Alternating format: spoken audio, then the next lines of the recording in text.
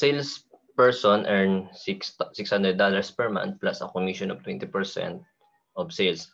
Find the minimum amount of sales needed to receive a total income of at least 1,500 per month.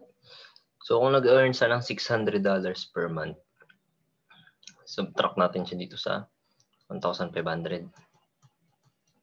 So minus 600. Bali yung $900, yan yung kinikita niya sa commission niya sa sales.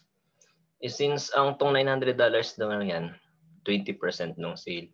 So gawin natin is let X be the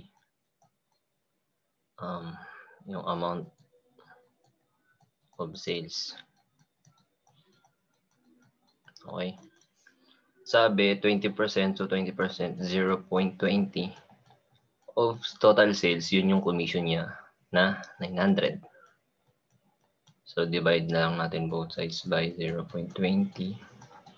0.20. Cancel to, so matitira X. Bali ang sagot is 4,500. So at least, so X is greater than or equal to $4,500. So the correct answer is minimum amount of sales is $4,500.